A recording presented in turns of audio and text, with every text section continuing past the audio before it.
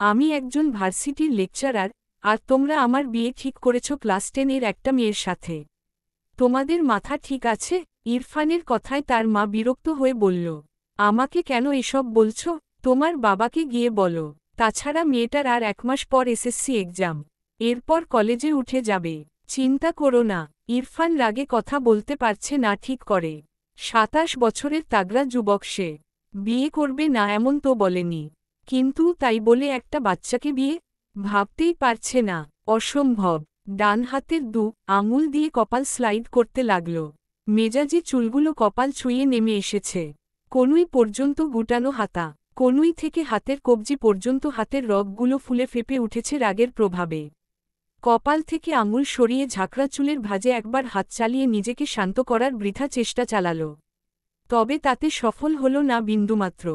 হঠাৎই বসা থেকে দাঁড়িয়ে কিছুটা আওয়াজ তুলে রাগমিশ্রত কণ্ঠে বলে, আই থিঙ্ক তোমার আর বাবার ব্রেইন ড্যামেজ হয়েছে, তাই একটা বাচ্চাকে আমার কোলে তুলে দিতে চাইছ।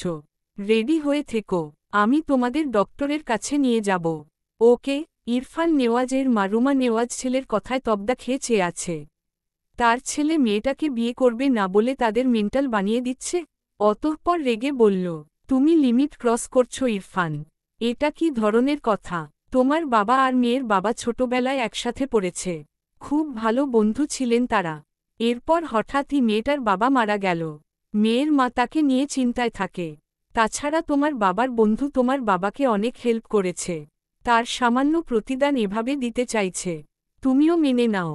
ইরফান হাতে মাথার চুল টেনে বলল, উফ, বাবা ঋণ শোধ করবে তো আমাকে কেন বলির পাঠা বানাচ্ছে? যেহেতু বাবার ঋণ শোধ করতে হবে, তো বাবাই বিয়েটা করে নিক। আমি কোনো বাচ্চাকে বিয়ে করে তাকে কোলে তুলে ফিডার খাওয়াতে পারবো না। সরি। ছেলের কথায় রুমা নেওয়াজ বিস্ময় চোখ বড় বড় করে তাকাল। ইরফানকে ধমকে বলল, কি বলছো? বুঝে বলছো? ইরফান নিজেও থতমত খেয়ে গিয়েছে কথাটা বলে। রাগে কি বলে ফেলেছে নিজেই বুঝতে পারেনি। মাথা নিচু করে চোখ বুজে ফোঁস করে শ্বাস ফেলল। পিছন থেকে ইরফানের বাবা তারেক নেওয়াজ গম্ভীর গলায় বলে, তোমাকে বিয়েটা করতে হবে ইরফান। তোমার কোনো ফ্রেন্ডকে ইনভাইট করতে চাইলে করতে পারো। আগামীকাল রাতের মধ্যেই আমরা বৌমাকে নিয়ে রওনা হব ইনশাআল্লাহ। ইরফান অদ্ভুতভাবে তার বাবার দিকে তাকাল। 2 দিন হল গ্রামে এসেছে তারা। মূলত ইরফানের ফুপুর বাড়ি গ্রামে। মাঝে মাঝে আসা হয়, তবে এইবার এসে তার গলায় বাচ্চা ঝুলিয়ে দিবে জানলে এই গ্রামে পা রাখত না। বাবার দিকে তাকিয়ে রেগে বলল, বাবা, তুমি কি জানো তোমার ফ্রেন্ডের মেয়ের জন্য আমার চাকরি চলে যেতে পারে? এরপরও তুমি আমার সাথে একটা বাচ্চাকে জোড়াতে চাইছ? তারেক নেওয়াজ ভাবলেন ছেলের কথা ফেলে দেয়ার নয়, সময় নিয়ে কি যেন ভাবলেন। এরপর গম্ভীর গলায় বললেন, তোমার ভার্সিটিতে কেউ না জানলেই তো হলো। ও আমার মেয়ের পরিচয় থাকবে। মেয়ের বয়স হলে তোমাদের আনুষ্ঠানিক বিয়ে হবে ইনশাআল্লাহ। তোমার ভার্সিটির সবাই তো বাসায় এসে তোমার বউকে দেখছে না, তাই না? ইরফান হাত মুষ্টিবদ্ধ করল। রাগে তার শরীর কাঁপছে। বাবার কথার পিঠে শুধু বলল, আমি কোনো বাচ্চাকে বিয়ে করতে পারবো না। সরি বাবা, আমি আজকেই ব্যাক করব। এই বলে হনহন করে ঘর থেকে বেরিয়ে যায়। তোর বাইকের চাবিটা দে। ইরফানের কথায় শুদ্ধ ভ্রু কুঁচকে তাকাল। সে বাড়ির সামনে রাস্তায় দাঁড়িয়ে আছে, মূলত বাজারের দিকে যাবে বলে। বাইক নিয়েই যাবে। ইরফান শুদ্ধর মামাতো ভাই। শুদ্ধ, ইরফান একই ইউনিভার্সিটির লেকচারার। শুদ্ধ ঢাকাতেই থাকে চাকরির সুবাদে। ছুটি পেয়ে ইরফানদের সাথে নিয়ে তাদের বাড়িতে এসেছে। আগামীকাল একসঙ্গেই আবার ব্যাক করবে। পকেট থেকে বাইকের চাবি বের করে ইরফানের দিকে বাড়িয়ে দিয়ে বলল, বাজারের দিকে যাব, তুই বাইক চালাবি? ইরফান কোনো কথা বলল না। শুদ্ধর হাত থেকে বাইকের চাবি নিয়ে বাইকে উঠে বাইক স্টার্ট দেয়। শুদ্ধ ভ্রু কোঁচকাল। ইরফানের কি হয়েছে? মনে হচ্ছে রেগে আছে। বাইকে উঠে বসার জন্য এক পা তুললে ইরফান বাইক এক টান দেয়। শুদ্ধর ডান পা ঠাস করে মাটিতে পড়ে যায়। ছেলেটা তবদা খেয়ে চেয়ে থাকে ইরফানের হাওয়ার বেগে চলে যাওয়ার পথে। উল্টে পড়তে পড়তে বেঁচেছে। এত বড় ছেলে হয়ে এভাবে মুখ থুবড়ে পড়লে মান ইজ্জত কিছু থাকত না। দাঁত কিরমির করে তাকিয়ে রইল ইরফানের অদৃশ্য হওয়ার পানে। কার উপর রেগে আছে কে জানে। সেসব রাগ তার কাছে এসে ঝেড়ে গেল। মামার ডাকে শুদ্ধর হুঁশ ফিরে। তারেক নেওয়াজ গম্ভীর গলায় বলে, তোমার ভাইকে বোঝাবে, আগামীকাল যেন আমাকে অপমান হতে না হয়, বুঝেছ? শুদ্ধ মাথা নাড়ল, মানে বুঝেছে। কিন্তু কি বোঝাবে সেটাই তো বুঝল না। আমতা আমতা করে প্রশ্ন করল, মামা বলছিলাম, ইরফানকে কি বোঝাবো? তারেক নেওয়াজ যেতে যেতে বলল, আগামীকাল তোমাদের গ্রামের এক মেয়ের সাথে ইরফানের বিয়ে। শুদ্ধ মুখ গোল করে বলল, ও এইবার বুঝেছি ব্যাপার। বাপ বেটা এই নিয়ে ঝামেলা করছে। বাপ বেটাকে বিয়ে করাবে, কিন্তু বেটার তো বিয়ে করার সাধ নেই। বাপ তা বোঝে না। জনেই যে এক গোয়ালের গরু। জনের রাগ জেদ সমান সমান। বাপ বলেছে বিয়ে দিবে, মানে দিবেই। বেটা বলেছে বিয়ে করবে না, মানে করবে না। তাহলে জিতবে টাকে? একটু থেমে গভীর ভাবনা নিয়ে বলল, মামা আমাকে বোঝাতে বলে গেল। ট্রিক্স তো বলে গেল না। বেটাকে নিজের মতো ঘাড়ত্তারা বানিয়ে বোঝানোর দায়িত্ব দিচ্ছে আমার উপর। এসব মানা যায়? আমার মামিটাকে জ্বালিয়ে খায়। ইস কি কষ্ট আমার মামির জীবনে 2 ঘাড়ত্তারা টুপ করে এসে কোথা থেকে যে পড়ল। কথাগুলো বিড়বিড়িয়ে বলে নিজেই নিজের মুখ চেপে ধরল। আজ এত বেফাস কথা বের হচ্ছে কেন তার মুখ দিয়ে? বাপ বেটা তাকে একসাথে ধরলে সে পালাবে কোথায়? স্কুল থেকে এসএসসির অ্যাডমিট নিয়ে বাড়ি ফেরার পথে হঠাৎ রাস্তার ওপাশে ফুচকা চটপটির দোকান চোখে পড়ল মাইরার। অনেকদিন পরেই বুড়ো দাদুকে দেখল। কোথায় হারিয়েছিল কে জানে। যদিও তার স্কুলে আসা হয় না। ফাইনাল এক্সামের খুব বেশি দেরি নেই। যা কাজ তো সে আর এই দাদু জনেই হাজির তার পছন্দের ফুচকা চটপটি নিয়ে। পেট পুড়ে খেয়ে তবেই আজ বাড়ি ফিরবে। যদিও বাড়ি গেলে তার মা তাকে আরও কিছু আপ্যায়ন করে খাওয়াবে, যা খেলে পেট ভরে না, গা ভরে যায়। মায়ের হাতের স্পেশাল খাবার, যার নাম মার ছাড়া আর কিই বা হবে। এসব ভাবনা আপাতত বাদ রাখল। ফুসকার দিকে তাকিয়ে জিভেও জল চলে আসল। কার্টুনের মতো জিভ বের করে শব্দ করতে ইচ্ছে করল। কিন্তু এটা তো রাস্তা। এসব বাদ দিয়ে রাস্তার ওপাশে যাওয়ার জন্য দ্রুত কদম ফেলে দৌড় লাগাল। রাস্তার মাঝ বরাবর গেলে হঠাৎ দ্রুতগামী একটি বাইক দ্রুততার সহিত ব্রেক কষল রাস্তার মাঝে সাদা হিজাব পরিহিত এক রমণীকে দেখে। মাইরা বাইকের শব্দ পেয়ে ডান দিক ফিরে তাকালে তার চোখ বড় বড় হয়ে যায়। বাইকের সামনের চাকা মাইরার পায়ের সাথে লাগলে মেয়েটা ধপাস করে উপুর হয়ে পড়ে যায় পিচ ঢালা রাস্তার উপর। ঠিক যেমন ছোটবেলায় বাচ্চারা দৌড়াদৌড়ি খেলতে গিয়ে উপুর হয়ে পড়ে। বাইকে বসা ছেলেটি মেয়েটির ওপর বাইক চালিয়ে দেয়া থেকে রোধ করতে পারলেও মাইরার পায়ের সাথে হালকা বেঁধে যায় বাইকের সামনের চাকা। ডান পায়ের গিরার একটু উপরে চাকা দ্বারা বাড়ি খেয়ে মাইরা কুকড়ে উঠল। ব্যথায় চোখ মুখ কুঁচকে নিল। পেটে হালকা চাপ পড়ায় মৃদুস্বরে আর্তনাদ করে উঠল। আজ বোধহয় তার উপরে যাওয়ার টিকিট কাটা হয়েই গেছে। মনে মনে আওরাল, লা ইলাহা ইল্লাল্লাহু। একটু পর নিজের দিকে খেয়াল করে দেখল, না সে বেঁচে আছে। মনে মনে আলহামদুলিল্লাহ পড়ল। রাস্তা পিচের হওয়ায় বেশ ভালোই ব্যথা পেয়েছে। 2 হাঁটুতে বোধহয় ছিলে গেছে। যেখানটায় চাকা লেগেছে সেখানে বোধহয় কেটে গিয়েছে। ব্যথায় আখি পল্লব পানিতে ভরে উঠেছে, যেন টোকা দিলেই টপাটপ পানি ঝরবে। মাইরা ধীরে ধীরে ওঠার চেষ্টা করল।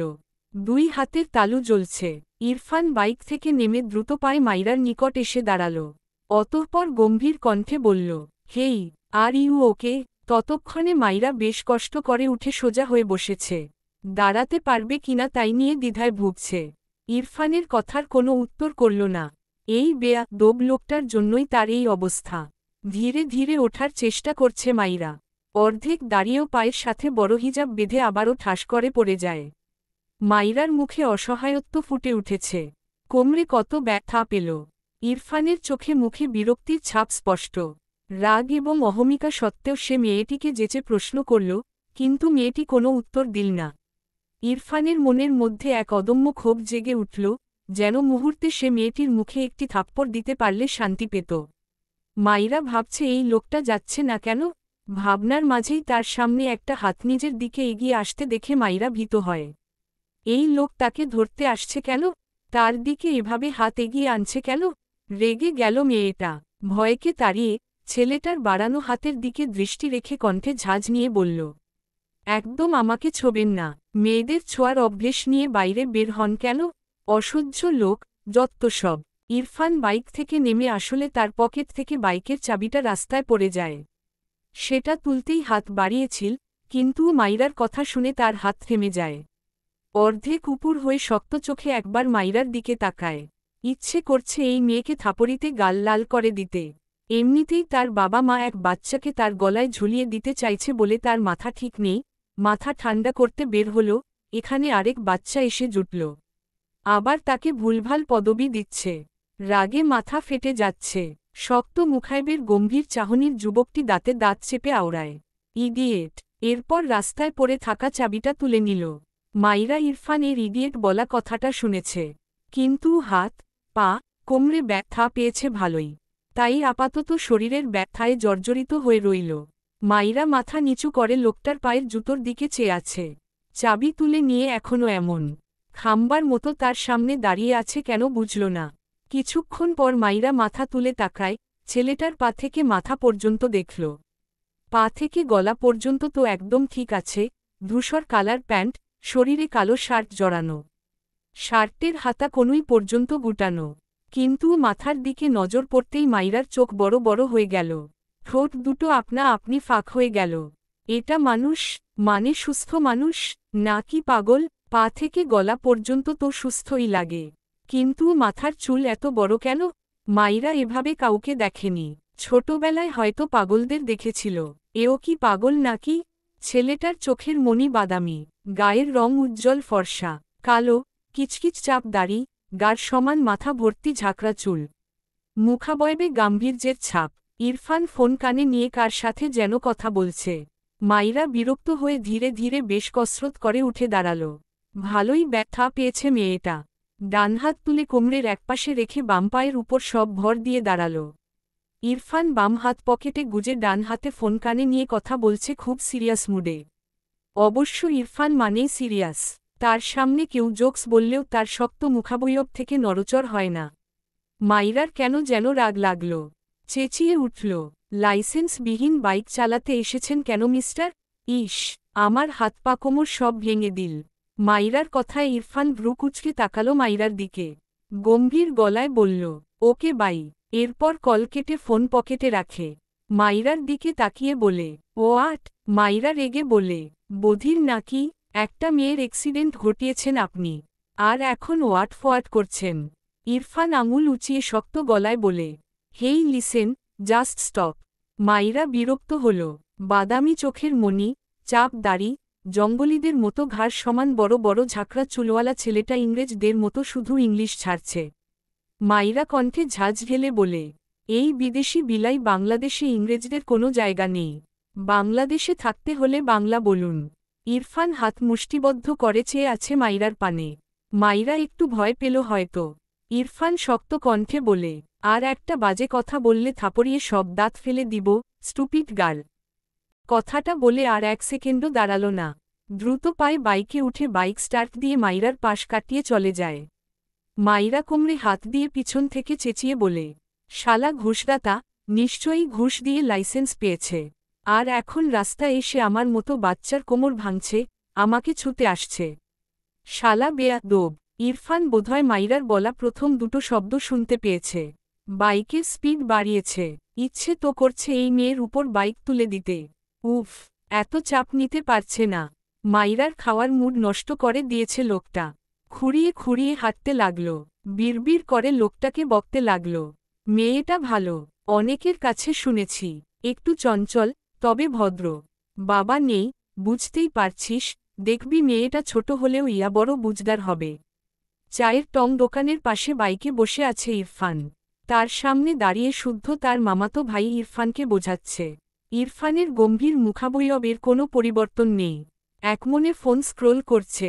শুদ্ধ হতাশার নিঃশ্বাস ফেলে দোকান থেকে কাপ চা এনে এক কাপ ইরফানের দিকে এগিয়ে দিলে ইরফান গম্ভীর গলায় বলল, ব্ল্যাক কফি আনো। শুদ্ধ ভ্রু কুঁচকে বলল, এই গ্রামে তোর জমিদারি ব্ল্যাক কফি কোথা থেকে আমদানি করব?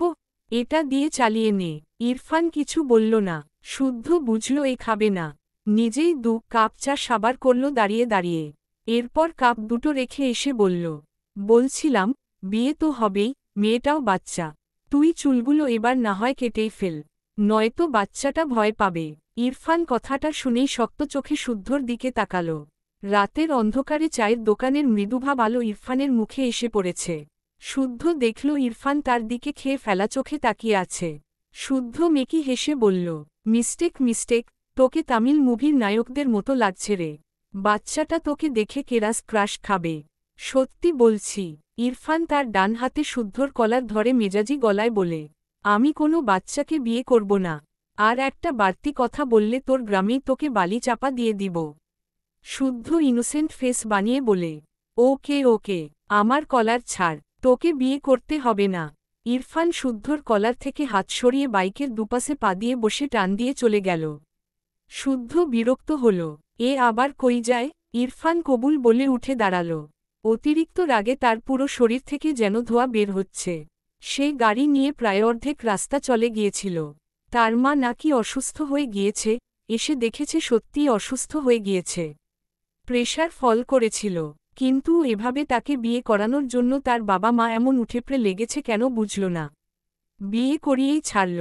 এইখানে বেশিক্ষণ থাকলে একটা অঘটন ঘটবে। কোনোদিকে তাকালো না, হনহন করে বাড়ি থেকে বেরিয়ে গেল। তারেক নেওয়াজ ও রুমা নেওয়াজ ছেলের ব্যবহারে বেশ বিব্রতবোধ করলেন। মাইরার মা ভ্রু কুঁচকে তাকায়। ছেলেটা তার সাথে একবারও কথা বলল না। তিনি কি ভুল করলেন? তারেক নেওয়াজের দিকে চোখ পড়তেই এসব ভাবনা দূর হয়ে গেল। লোকটা তার প্রাক্তন স্বামীর বন্ধু কম, ভাই বেশি। তার মেয়ে এই লোকটার বাড়ির বউ এখন। সেও চিন্তামুক্ত। মেয়েটাকে নিয়ে ভীষণ দুশ্চিন্তায় ছিলেন। মাইরা কাঁদতে কাঁদতে চোখ মুখ ফুলিয়ে ফেলেছে। তার মা তাকে এত তাড়াতাড়ি কেন বিয়ে দিল? তার বাবা নেই, তাই বলে সে এতই বেশি হয়ে গেল? এসএসসি পরীক্ষাটা পর্যন্ত দিতে দিল না, তাকে বিদেও করিয়েই ছাড়ল। তার বোনদের থেকে শুনেছে, তার বর তার থেকে অনেক বড়। তার মা তার সাথে এমনটা কি করে করতে পারল? নিজের বাবা নেই বলে বুড়োর সাথে বিয়ে দিয়ে দিবে? ভাবনার মাঝেই মাইরার মা মাইরার ঘরে এসে মেয়ের মাথায় হাত বুলায়। মাইরা ফুপিয়ে ওঠে। মোহনা বেগম মেয়ের মাথায় চুমু খেয়ে বলেন, আমি তোর মা, খারাপ চাই না তোর। তোর দায়িত্বটা কারো হাতে দিয়ে আমি এবার নিশ্চিন্ত হলাম। ও বাড়ি গিয়ে আমার মান রাখবি, কেমন? সবার সাথে মিলেমিশে থাকবি। তোর সুখী মুখটা দেখতে চাই। তাই এই বিয়েটা মেনে মন দিয়ে সংসার করবি, কেমন? মাইরার চোখ থেকে টুপটুপ করে জল গড়িয়ে পড়ে। ভাঙা গলায় মাথা নিচু করে আওড়ায়, আমার নিজের আব্বু বেঁচে থাকলে আজ এই দিন দেখতে হতো না, তাই না মা? সৎ আব্বুরা বুঝি মেয়েদের তাড়ানোর জন্য এভাবেই উঠেপড়ে লাগে? মাইরার মা কিছু বলতে পারলেন না। মাইরা নাক টেনে বলল, চিন্তা করো না মা, আমি আর তোমার সংসারে ঝামেলা বাড়াবো না। তোমরা ভালো থেকো। কথাটা বলে নিজেই বেরিয়ে গেল। মাইরার মা ছলছল দৃষ্টিতে চেয়ে রইল মাইরার দিকে। মাইরার বাবা মারা যাওয়ার 2 বছরের মাথায় তাকে আবারও বিয়ে দিয়ে দেয় তার বাসা থেকে। মাইরা তখন ক্লাস 4-এ পড়ে। বিয়ের আগে সে বলেছিল তার একটি মেয়ে আছে। প্রথম ভালোই চলছিল, কিন্তু যত দিন যেতে লাগল, তার স্বামীর যেন মাইরার প্রতি বিরক্তির মাত্রা বাড়তে লাগল। মাইরাকে সে ভালো রাখতে পারেনি মা হয়েও। এখন মেয়ের একটু সুখের আশায় মেয়েটাকে ভালো ফ্যামিলির হাতে তুলে দিতে পেরে হাজার কষ্টের মাঝেও ভালো লাগল। অন্তত এই বাসায় মাইরা যেভাবে থেকেছে এর চেয়ে তো ভালো থাকবে। মা হয়ে আর কি বাঁচায় মেয়ের জন্য। টিল্ড আমাকে ব্ল্যাকমেইল করে বিয়ে করিয়েছ, ভালো কথা। তবে এর সাথে সংসারটা আমি করতে পারবো না, এটা মাথায় রেখ। বিয়ে করিয়ে ছেলের বউ পেয়েছ, এবার তোমরা জনেই ওর সাথে সংসার কর বসে বসে। এই বাচ্চাকে যেন আমার আশেপাশে না দেখি। আই রিপিট, ওকে আমার আশেপাশে যেন না দেখি। কথাগুলো বলেই হনহন করে নিজের রুমে গিয়ে ঠাস করে দরজা লাগিয়ে দিল ইরফান নেওয়াজ। রুমা নেওয়াজ, তারেক নেওয়াজ জনেই হতভম্ব চোখে চেয়ে রইল তাদের ছেলের পানে। মাইরার মাথায় ঘোমটা টানা, মাথা নিচু, চোখ থেকে টুপটুপ করে পানি গড়িয়ে পড়ছে। যার সাথে বিয়ে হয়েছে তার মুখটাই দেখেনি। তার আগেই এমন তিক্ত বাক্য শুনে মাইরার ছোট্ট হৃদয়টা ব্যথায় ভরে উঠল। তারেক নেওয়াজ গম্ভীর চোখে ছেলের আটকানো দরজার দিকে কিছুক্ষণ চেয়ে থাকে।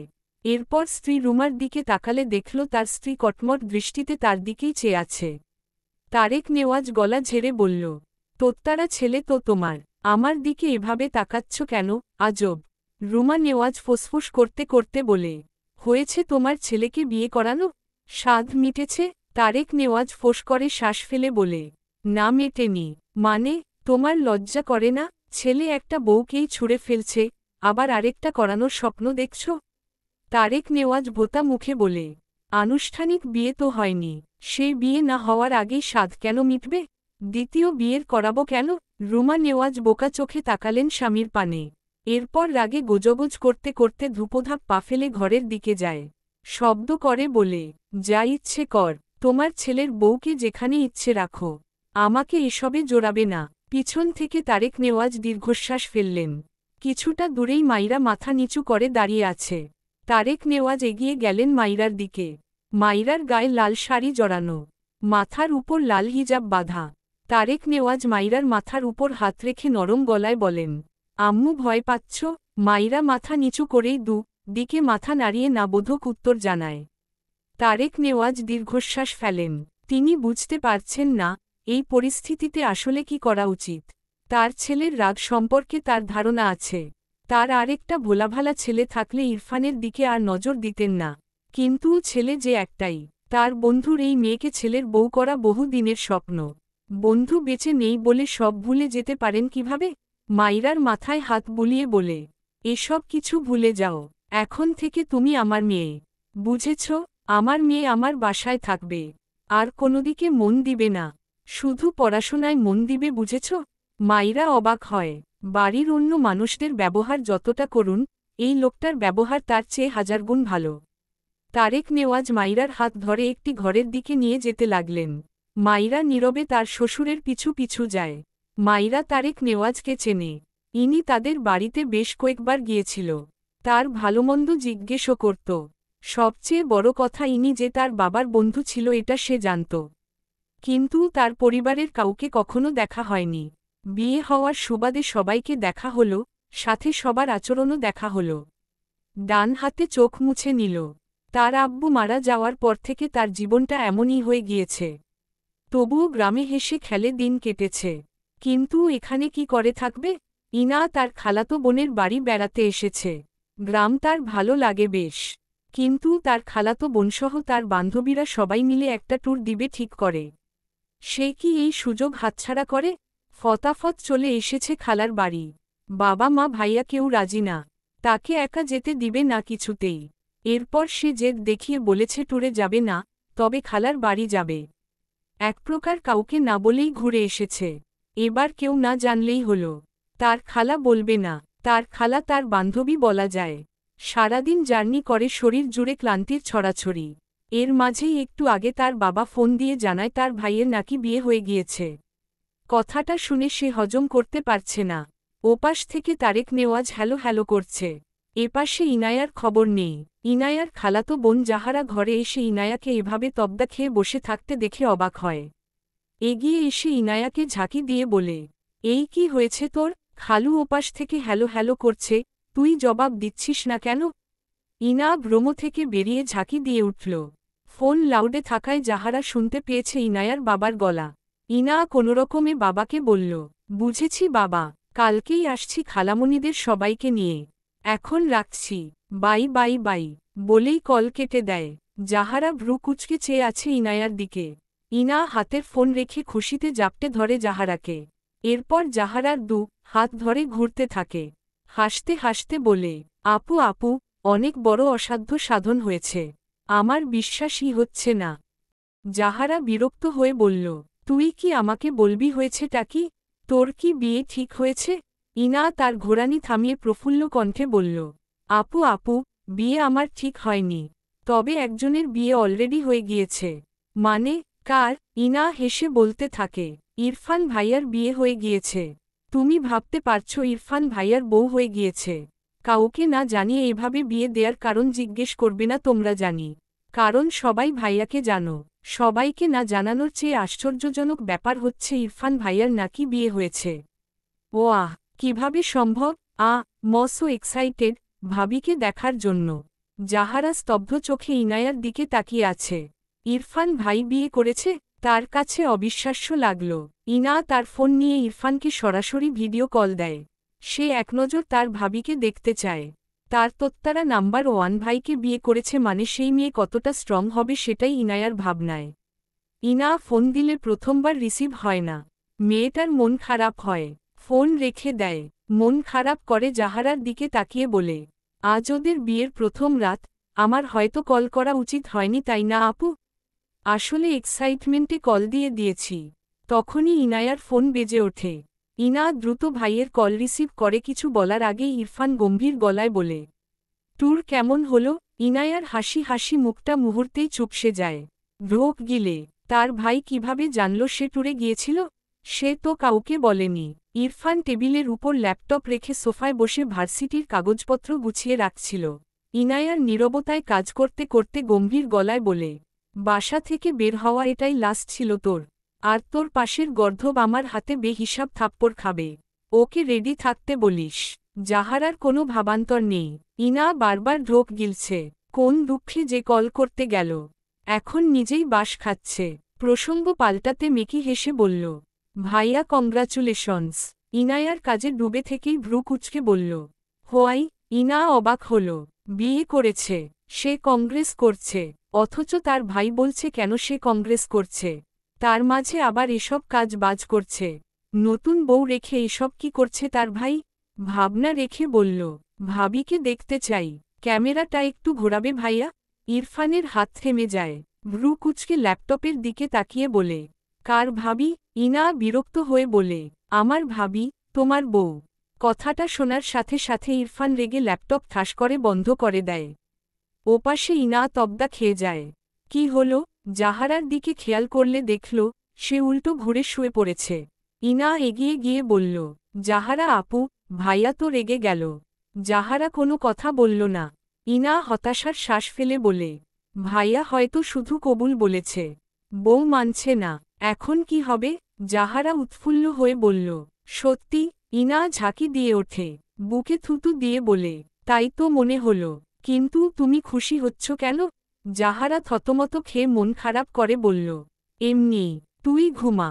গত 2 ঘণ্টা যাবৎ ইরফান বেকনিতে পায়চারি করছে। তার মাথায় আগুন জ্বলছে। কাজে ব্যস্ত হয়ে বলেই গিয়েছিল তার গলায় বাচ্চা ঝুলেছে। ইনা বলায় মনে পড়ল। তারপর থেকেই অসহ্য লাগছে। শরীর থেকে শার্ট খুলে ফেলেছে। উদাম শরীরে বিন্দু বিন্দু ঘাম জমেছে। ইরফান ফোঁস করে শ্বাস ফেলে দ্রুতপায়ে ওয়াশরুমে যায়। শাওয়ার অন করে দেয়। চোখ বুজে পুরো 30 মিনিট স্ট্যাচু হয়ে দাঁড়িয়ে থাকে। শক্তপোক্ত শরীর বেয়ে পানির কণা চুইয়ে চুইয়ে পড়ছে। ইরফানের রাগ যেন কমার নয়। রাগের চোটে হাতমুঠো করে দেয়ালে দুটো পাঞ্চ মারে। নিজেকে বৃথা সামলানোর চেষ্টা করে। এরপর শাওয়ার শেষে বের হয়ে রেডি হয়ে বাইরে বেরিয়ে যায়। হাতঘড়িতে একবার সময় দেখল, দুপুর 12:30। মাইরাকে তার শ্বশুর একটা ঘরে দিয়ে গিয়েছে। কোনো প্রবলেম হলে তাকে জানাতে বলেছে। শাড়ি পাল্টে একটা সালোয়ার কামিজ পরে নিল। এরপর নামাজ পড়ে নিল। অতিরিক্ত কান্নার ফলে মাথা ব্যথা বেড়েছে। তার ব্যাগে টাফলিন থাকে সব সময়। অতিরিক্ত কান্নার ফলে মাঝে মাঝেই এই টাফলিন তার প্রয়োজন পড়ে। আশেপাশে তাকালো, কোথাও পানি নেই। তাই ঘর থেকে বেরিয়ে এলো। ডাইনিংয়ে পানি আছে নিশ্চয়ই। জিরো বাতির আলোয় ডাইনিং আবছা আলোয় ভরপুর। সবাই হয়তো ঘুমিয়ে পড়েছে। মাইরা লাইট জ্বালালো না। জিরো বাতির আলোয় যা দেখতে পাচ্ছে সে আলোতেই পা টিপে টিপে এগোয়, পাছে কেউ জেগে না যায় সেই ভয়। ডাইনিং টেবিলের উপর এক জগ ভর্তি পানি পেয়ে খুশি হল মেয়েটা। কোনোদিকে না তাকিয়ে উল্টো ঘুরে আসতে নিলে হঠাৎই শক্ত কিছুর সাথে তার পিঠ ধাক্কা খায়। মাইরা ভয় পেয়ে যায়। এমনিতেই চারদিকে অন্ধকার। ভয়ে ভয়ে চারপাশে একবার চোখ বুলাল। পিছনে ফেরার সাহস পাচ্ছে না। বারবার ঢোক গিলছে। এক হাতে জগ, আরেক হাতে মুখ চেপে আছে। এক্ষুনি গলা ফেটে চিৎকার দিলে কি বাজে অবস্থা হতো। ইরফান বাইরে বেরোচ্ছিল। হঠাৎই তার পিঠে এসে কিছুর ধাক্কা লাগে। ভ্রু কুচকে পিছন ফিরে তাকায়। ঝাপসা আলোয় বুঝল, কোনো মেয়ে। গোসল করে মাথা ঠান্ডা না হলেও শরীর ঠান্ডা হয়েছিল। কিন্তু যখন বুঝল সেই বাচ্চা মেয়েটা এটা, রাগ যেন তরতর করে বেড়ে আবারও শরীর উত্তপ্ত হতে লাগল। আপাতত বাসায় তার বাবা মা ছাড়া কেউ নেই। বাকি এই উটকো ঝামেলা। ইরফান মেয়েটাকে না দেখলেও খুব ভালোই বুঝল এটাই সেই মেয়ে। মাইরার মাথা ব্যথা সারানোর ইচ্ছে পালিয়েছে। সে এখান থেকে পালাতে পারলে বাঁচে। দৌড় দেয়ার জন্য এক পা বাড়ালে ইরফান মাইরার কোমর সমান ঝুটি করা চুল ডান হাতে টেনে ধরে। হাতে ঘুরিয়ে দুবার প্যাঁচায়। মাইরা ব্যালেন্স সামলাতে না পেরে এবার ইরফানের বুকে গিয়ে ধাক্কা খায়। ইরফান বাম হাতে মাইরাকে ঠেলে তার থেকে সরিয়ে দেয়। তবে চুলের গোছা ছাড়ে না। শক্ত হাতে চেপে দাঁতে দাঁত চেপে নিরেট কণ্ঠে বলে, সামনে আসতে নিষেধ করেছি, এজন্য পিছে এসেছ? মাইরা কেঁপে ওঠে। সে বুঝল এটা তার স্বামী নামক জম। ইরফান একই কণ্ঠে বলে ওঠে, আনসার মি। মাইরা জিভ দিয়ে ঠোঁট ভেজায়। চুলের গোছা শক্ত হাতে ধরায় ব্যথায় পায় মেয়েটা। হাতে জগ চেপে কিছু বলতে চায়, তার মাঝেই ইরফান দাঁতে দাঁত চেপে বলে, আর একবার যদি দেখেছি আমার সামনে, পিছে, ডানে, বামে এসেছ তো থাপ্পড় দিয়ে সব দাঁত ফেলে দিব। Damn it! কথাটা বলেই মাইরাকে একপ্রকার ছুঁড়ে ফেলে সামনের দিকে। মাইরা কয়েক পা এগিয়ে পড়তে পড়তে বেঁচে যায়। জগের পানি থেকে কিছুটা পানি তার জামায় পড়ে যায়। মাইরার রাগ লাগল। সে পানি নিতে এসেছিল, এই বেয়া দোব লোকের সামনে পিছনে ডানে বামে কেন যাবে? রাগে উল্টো ঘুরে দাঁড়ায়। আবছা আলোয় দেখল পিছন থেকে লোকটির অবয়ব বেরিয়ে যাচ্ছে। মাইরা হাতে থাকা জগের পানি ইরফানের দিকে ছুঁড়ে মারে। ইরফানের পা থেমে যায়। মাইরাকে আর কে পায়। ডান হাতে জগ শক্ত করে ধরে, বাম হাতে সালোয়ার কিছুটা উঁচু করে ধরে দৌড় তার ঘরের দিকে। যেতে যেতে পিছু ফিরে বলে, আপনার পিছনে সামনে ডানে বামে যাওয়ার কোনো ইচ্ছে নেই আমার। ওমন ভদ্র বাবার এমন বেয়া দোব ছেলে কিভাবে হয়েছে আল্লাহই জানে। কথাগুলো বলাও শেষ, তার ঘরে পৌঁছানোর শেষ। ঠাস করে দরজা লাগিয়ে দরজার ছিটকিনি লাগিয়ে স্বস্তির নিঃশ্বাস ফেলল। এদিকে ইরফান সাপের মতো ফোঁসফোঁস করছে। মাত্র গোসল করে বেরোচ্ছিল, আর এই বেয়া দোব মেয়ে তার গায়ে পুরো এক জগ পানি ঢেলে দিয়েছে। আবার তাকে বেয়া দোব বলে গেল। ইচ্ছে করছে দরজা ভেঙে ওই মেয়েকে পাগলা কুকুরদের মাঝে ছেড়ে দিয়ে আসতে। ধূপধাপ পা ফেলে বাইরে বেরিয়ে যায়। দরজা আটকে হাতে ঝাঁকড়া চুল টেনে ধরে। কয়েকবার এপাশ ওপাশ করে গায়ের জোরে দরজায় একটা লাথি বসায়। হিসহিসিয়ে একা একাই বলে, আই উইল জাস্ট কি লো ইউ ইডি এট গার্ল। এরপর গাড়ি নিয়ে বেরিয়ে যায়। এদিকে মাইরা অসহায় চোখে জগের দিকে তাকিয়ে থাকে। পানি নিতে গিয়ে ফাঁকা জগ নিয়ে চলে আসল। আবার তার রাগও হল। কি পরিমাণ হলে বিয়ের রাতে বউকে অস্বীকার করে। ওমন বরের পিছনে মাইরা ঘুরবে? সে অত সস্তা নাকি? ঠিক করেছে পানি ছুঁড়েছে, যা বলেছে সেটাও ঠিক বলেছে। সে অত সাদাসিধে নয়, কিন্তু সে যা করল আর বলল, আগামীকাল তার কি হবে? তা ভেবেই একটা ঢোক গিলল। আবার ভাবল, কিছুই হবে না। এই লোকের বাবা খুব ভালো। এটা ভেবে একটু সাহস উদয় হল তার মনে। মাথা ব্যথা বাড়তে লাগল। পানি ছাড়া কিভাবে ওষুধ খাবে? বিরক্তির নিঃশ্বাস ফেলে গিয়ে শুয়ে পড়ল। এই মাথা ব্যথায় আজ আর ঘুম হবে না। উফ! অনবরত বেল বাজানোর শব্দে শুদ্ধ বারবার এপাশ ওপাশ করছে। ঘুমের মাঝেই বিড়বিড় করল, কোন মাতাল রে, মাঝরাতে আমার বাড়ি এসে মাতলামি করছিস, ব্যাটা বেয়া দোব। যা ভাগ! বিড়বিড় করতে করতে আবারও ঘুমিয়ে যায়। না, থামাথামির নাম নেই। শুদ্ধ বিরক্তিতে চোখমুখ কুচকে পিটপিট করে চোখ খুলে তাকায়। পাশ থেকে ফোন নিয়ে সময় দেখল, 1:20 শুদ্ধ অলসতা ঝেড়ে উঠে দাঁড়াল। ঘুমোঘুম ভাব নিয়ে দরজা খুলে সামনে তাকিয়ে ইরফানকে দেখে ঘুম উবে গেল। বউকে রেখে তার কাছে এসেছে কেন? নাকি সে তার ভাইকে একটু বেশিই মিস করছে বলে মাতালকে ইরফান রূপে দেখছে? নিজের ভাবনায় নিজেই বিরক্ত হল। একে মিস করবে কোন দুঃখে? এর ঝাড়ি আবার কোন বলদ মিস করবে? হাতে চোখ কচলে বলে, কে তুমি বৎস? ইরফান বিরক্ত হয়ে শুদ্ধর পাশ কেটে ভেতরে গেল। শুদ্ধ দরজা আটকে পিছু পিছু আসতে আসতে বলল, কি রে, উত্তর দে। এত রাতে এখানে কি? বউ বের করে দিয়েছে? ছি ছি ছি! একটা বাচ্চা তোকে বের করে দিল? বিয়ে করতে না করতেই এই হাল?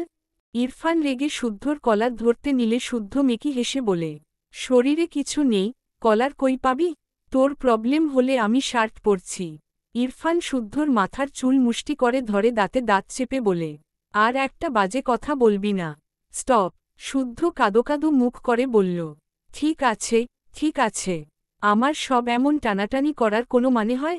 শার্ট, চুল, কবে না জানি বউয়ের সম্পদ ধরেও টান দিয়ে দিস। সর সর! ইরফান ফোঁস করে শ্বাস ফেলল। এই বেয়া দোব ভাঙা রেডিওকে কিছু বলেও লাভ নেই। শুদ্ধ ভ্রু কুচকে বলে, কেউ কি মরেছে? 40 দাওয়াত দিতে এসেছিস? আমি নিজেই চলে যেতাম। এত কষ্ট করে আসলি কেন? ইরফান শক্ত চোখে তাকায় শুদ্ধর দিকে। শুদ্ধ মেকি হেসে বলে, জানি জানি এসব আমার ধর্মে ঠিক নয়। এভাবে তাকাচ্ছিস কেন? একটু মজাও করতে দেয় না। কি দিনকাল আসলো! ইরফান তার শরীর থেকে হালকা ভেজা শার্ট খুলে ছুঁড়ে ফেলে শুদ্ধর বিছানায় উপর হয়ে শুয়ে পড়ল। শুদ্ধ ভ্রু কুচকে বলল, আরে এটা আমার বিছানা, তুই তোর বাড়ি যা, কাল ভার্সিটি আছে, একটু ঘুমাতে দে। ইরফান চোখ বুজে বলল, ডোন্ট ডিস্টার্ব মি। শুদ্ধ হা করে তাকালো। তার বাড়িতে এসে তার ঘুম ভাঙিয়ে তার বিছানা দখল করে বলছে, ডোন্ট ডিস্টার্ব মি। ওয়াহ, নাইস জোকস। দাঁত কিরমির করে ইরফানের গায়ের উপর ধপ করে শুয়ে পড়লে ইরফান এক লাথি দিয়ে শুদ্ধকে ফেলে দেয়। শুদ্ধ ঠাস করে মেঝেতে পড়ে চোখমুখ কুঁচকে নেয়। ইরফান চোখ বুজে, যেন কিছুই হয়নি। শুদ্ধ কাদো কাদো মুখ করে বলল, মির্জাফর ওয়ের চেয়ে ভালো ছিল। শালা সন্ন্যাসী বউকে মানবি না ভালো কথা নয়, কিন্তু এখানে এসে আমার ঘুম কাটছিস কেন? এটা তো আরও ভালো কথা নয়। তোর বউকে আমায় দিয়ে দে তো। তুই তোর বাড়ি বিদেয় হো, যাহ। ইরফান পাশ থেকে একটা বালিশ নিয়ে শুদ্ধর দিকে ছুঁড়ে বলল, রেডিও অফ করে ঘুমা। শুদ্ধ দাঁত কিরমির করল, বালিশ নিয়ে ঠাস করে মেঝেতেই শুয়ে পড়ল। যার এমন বন্ধু রূপী ভাই আছে তার জীবনে এর চেয়ে বেশি সুখ নেই। কিছুক্ষণ পর ইরফান শোয়া থেকে উঠে ওয়াশরুমে যায়। চোখ মুখে পানি দিয়ে এসে শুদ্ধর পেটে পা দিয়ে খোঁচায়। শুদ্ধ রেগে বল, আবার কি রে ভাই, ঘুমোতে দে। সবাই তোর মতো রোবট নাকি? সারারাত জেগে কাল ক্লাস নিতে পারবো না। ঘুমাতে দে। ইরফান গম্ভীর গলায় বলল, উপরে যা, ঠান্ডা লাগবে। শুদ্ধ বালিশ নিয়ে উঠে দাঁড়াল। পরনের ট্রাউজার উপর দিকে টেনে তুলে মুখ বাঁকিয়ে বলল, ঢং দেখ, আলগা পীড়িত। ইরফান কিছু বলল না, শুদ্ধর পাশে গিয়ে শুয়ে পড়ল। শুদ্ধ ইরফানকে জাপটে ধরলে ইরফান রেগে বলে, আরেকটা লাথি খেতে না চাইলে দূরে যা। শুদ্ধ অসহায় মুখ করে আরও জাপটে ধরল। কোলবালিশ পেলে কে ছাড়ে? ইরফান ফোঁস করে শ্বাস ফেলে চোখ বুজল। বেশ অনেকক্ষণ সময় পেরিয়ে গেলেও ইরফানের চোখে ঘুম ধরা দেয় না। এভাবে কেউ জাপটে ধরলে ঘুমানো যায়? একটু পর পর শুদ্ধকে খোঁচাতে লাগল পা দিয়ে। শুদ্ধ ঘুমের মাঝেই বিরক্ত হয়ে ইরফানকে আরও জাপটে ধরে। ইরফান রেগে বিছানা থেকে নেমে দাঁড়ায়। সে জানে এই দোপটা তাকে ঘুমোতে দিবে না। আজ আর তার ঘুম হবে না। বিরক্তির শ্বাস ফেলে বেকনিতে যায়। বসন্তকালের শুরু। প্রকৃতি জুড়ে মিটিমিটি ঠান্ডা বাতাস। মাঝরাতের দমকা হাওয়া ইরফানের উদাম শরীর ছুঁয়ে দেয়। ইরফান গম্ভীর মুখাবয়বে একমনে চেয়ে থাকে। তার মনে কি চলে সেই জানে। মেয়েটার ফেলা পানি গায়ে শুকিয়েছে। কথাটা মনে পড়তেই মেজাজ সোজা ৩৬০ ডিগ্রি অ্যাঙ্গেলে ঘুরে লো থেকে হাই হয়ে গেল। ওই পুচকি মেয়ে আজ এসে আজকেই তার গায়ে পানি ছুঁড়েছে। এত সাহস হলো কি করে? ডান হাত পকেটে রেখে এপাশ ওপাশ পাইচারি করতে করতে একসময় দাঁড়িয়ে যায়। বাম হাতে দেয়ালের সাথে একটা পাঞ্চ মারে। রাগ কমে না। এই পাঞ্চ ওই মেয়ের মুখে মারতে পারলে হয়তো রাগ কিছুটা কমতো।